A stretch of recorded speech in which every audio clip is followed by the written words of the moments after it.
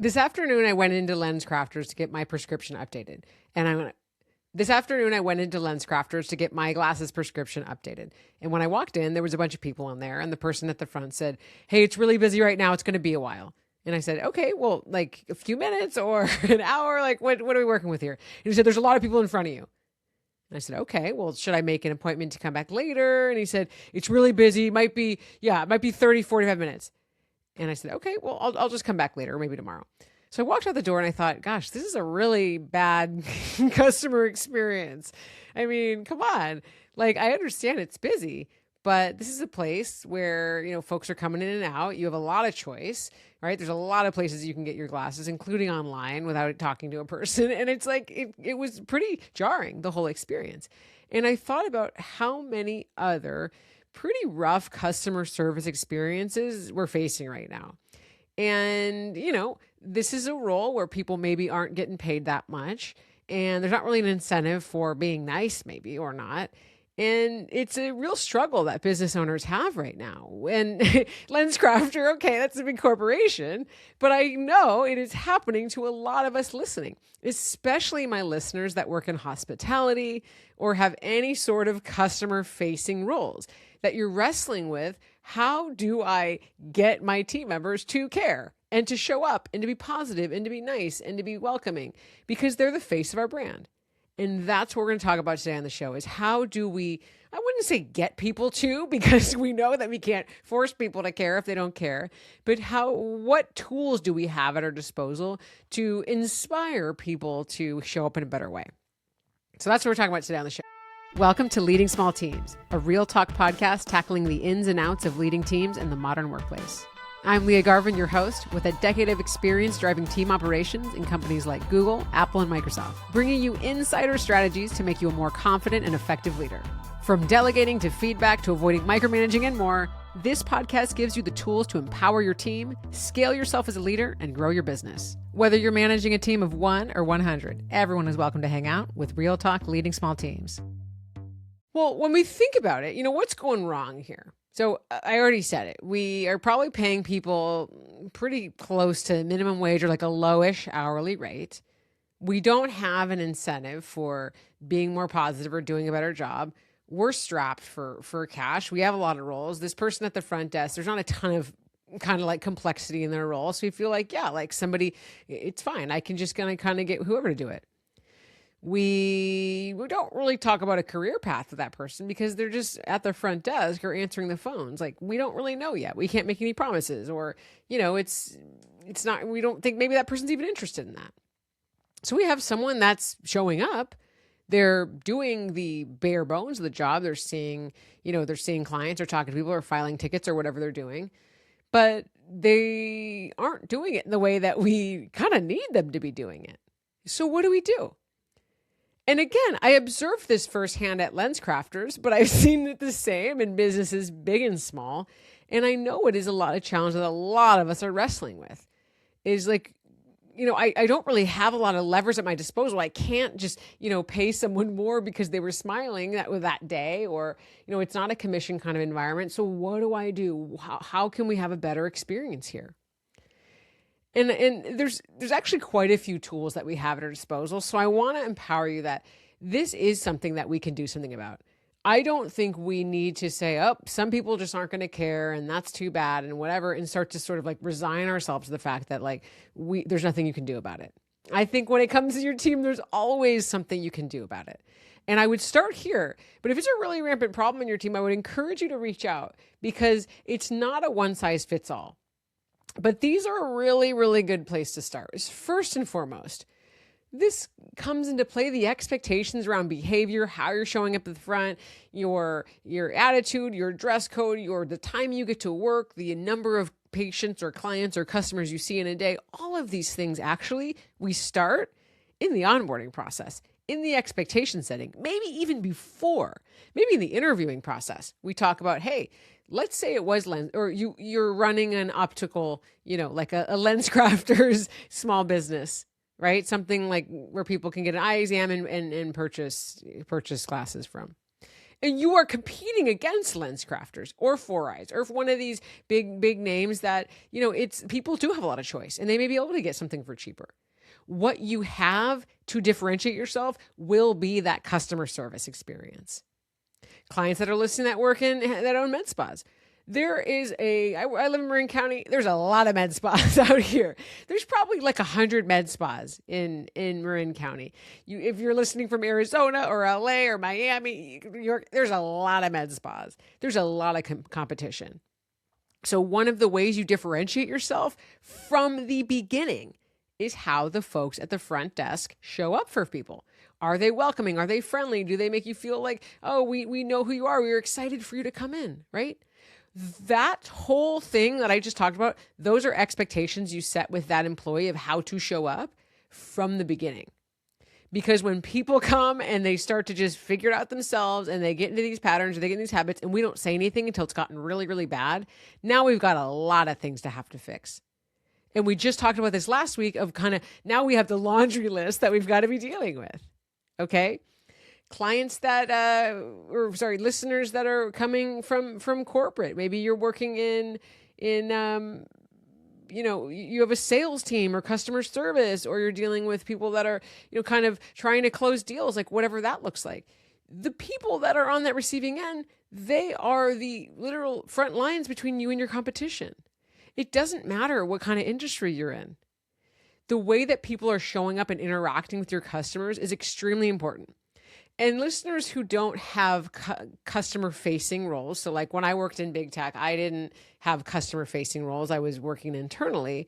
This translates to the way your team members show up to each other, to partner teams, to people that they're trying to collaborate with, right? So we've got to think about this in a bigger way, is how our team members are showing up.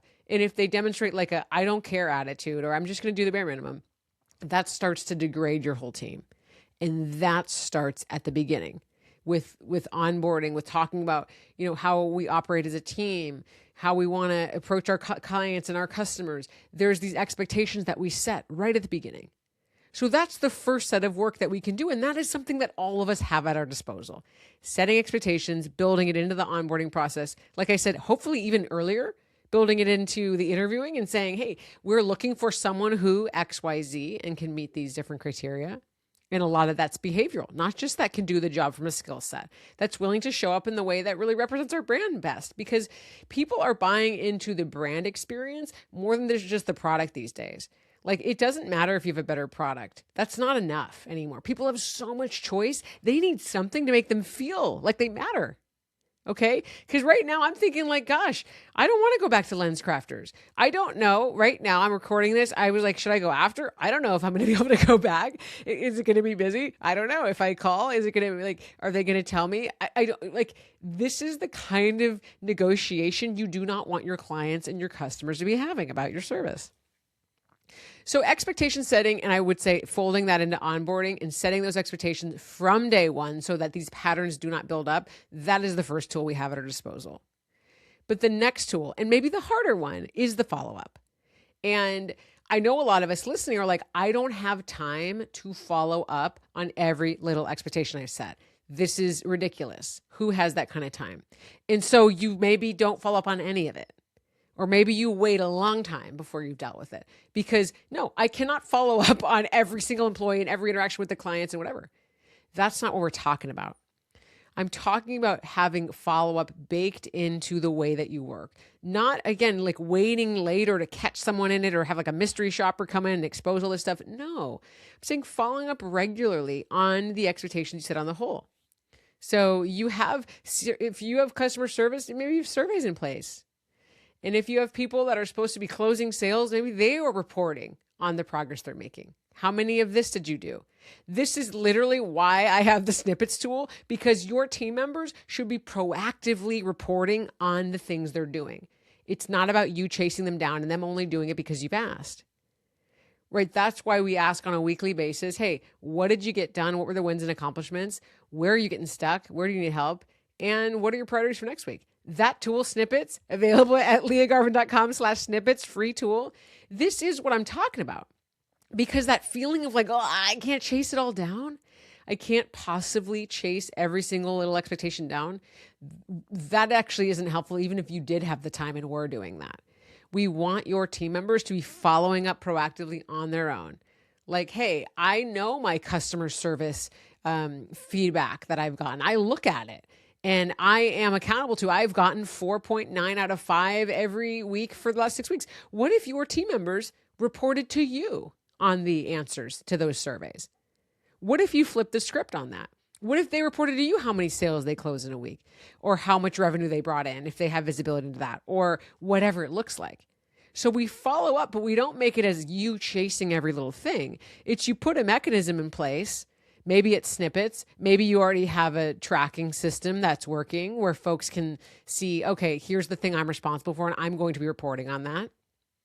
Let's say it's products sold, or, if you have a PR company, how many media placements you had, or if you have an events company, how we tracked budget to actuals, or if your software, how much, code we published this week.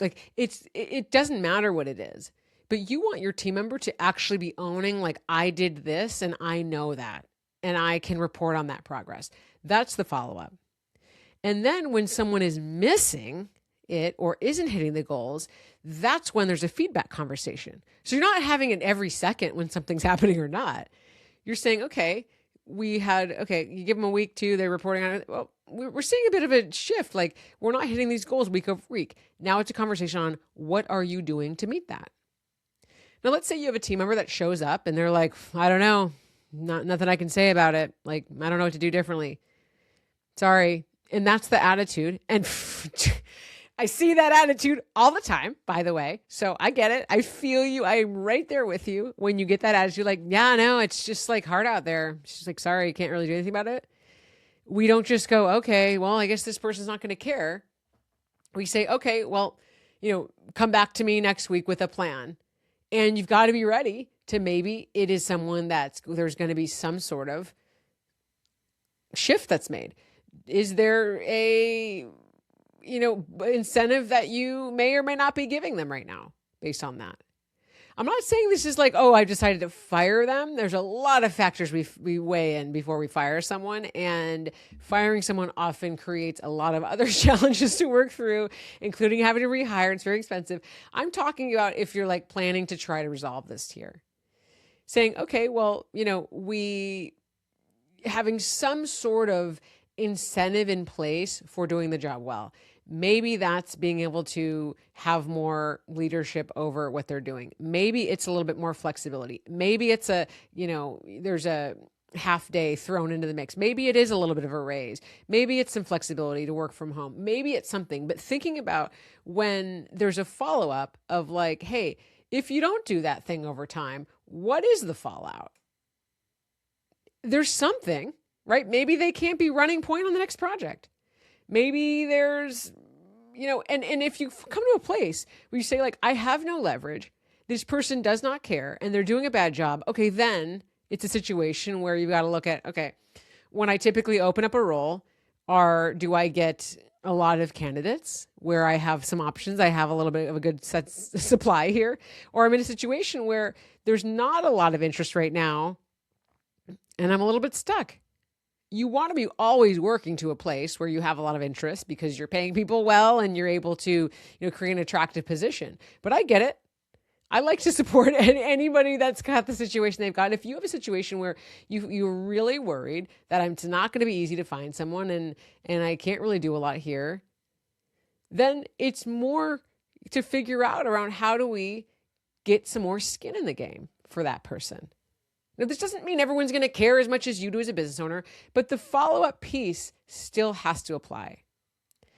And at the end of the day, people come to work for basically 2 reasons, maybe just one. They want to get paid. They want to be, compensated. And I would say the second reason, which we do see more often than not, and I think you cannot underestimate, is they want to be valued. They want to be recognized. And so if you cannot quite incentivize folks more at the moment when everything is so expensive, and I think that is really what people are looking for right now, how can you create a recognition and a culture of like kind of demonstrating appreciation for folks that's showing them that they are getting something as they're moving towards being compensated more? I have heard countless stories of leaders really investing into a team culture. Maybe it's like, something for as simple as an employee of the month or recognition or giving folks a Starbucks gift card or having something that shows people I saw you, because it can be contagious in creating the behaviors you want to see. Like if I go back to Lenscrafters and someone is so nice, like I'm going to fill out that survey and I'm going to say, yeah, this person was awesome. And if that store manager said, hey, Joe, you got this great feedback. I want to share it with everyone and let's have like a team lunch. Like I'm not talking about doing the pizza parties, but like something where we recognize when people do a better job. We recognize when people care. You're going to start to shift that culture. So I know this is a complex issue. I know there's not a lot of levers that we have all of the time, but we've got to figure out what levers we have. We've got to be recognizing folks more. We've got to be setting expectations and we have to be following up. Because people do the things they can keep getting away with. And I'm not saying that as a skeptical or like negative perspective. I'm saying it as people are tired and they're exhausted and they maybe don't love the job they're doing. And so they maybe don't want to go above and beyond. But we can set a standard of like, this is the standard, and being polite to your customers and having a reasonable conversation or being, friendly in a customer service and actually offering a solution. That doesn't have to be above and beyond. That can be the standard. Responding to emails within, by the end of the day or within the next day. Like these are not things that we need to act like are extra, that we're like having to go above and beyond around. These are basics of the job. But if a team member is going on weeks and months and however long, and they've never done those things because we never said anything, then it's kind of on us. We've got to roll back the tape, set the expectations, have that follow-up, be talking about what happens when we don't meet those goals. So that's some things to think about right on your end around, well, what levers do I have? And then bringing more recognition in. But they kind of go in that sequence. If we haven't ever set expectations, it's actually hard to recognize because someone doesn't really even know if it mattered that they went above and beyond or like how they went above and beyond. When we have the expectations, we've created a follow-up. We talk about kind of the incentives there. We're recognizing work. These are tools that we have to hook people in more, to create conditions where they do care. It's not making people care. I don't believe that's possible. But we can make it easier for them to care. And that's going to be so much more. And it's a hard moment right now. Again, if this is like, I get it, sort of, I know I need to do it, but I need help, reach out. Again, this is a conversation I have with my clients every single day. It is a really tricky moment, even with high performing teams. Even if you're crushing it on the revenue side, you may have an employer to you're like, this is not the way I need someone to show up. This is where these shifts make such a difference. And we can design a plan that's really specific to your business and the types of things you've tried before and the personalities and the goals. Like it all kind of comes together. But these are places to start. And I know that if you implement these 3 things, it's going to make a huge difference. All right. See you next time. Thanks for tuning in. And I hope this podcast makes leading your team feel just a little bit easier. If you liked this episode, check out my most popular tool for staying in the know of what your team's working on without having to micromanage at leahgarvin.com/snippets. And if you're looking for more support for yourself as a leader or for the team you're managing, don't hesitate to reach out at leahgarvin.com. See you next time.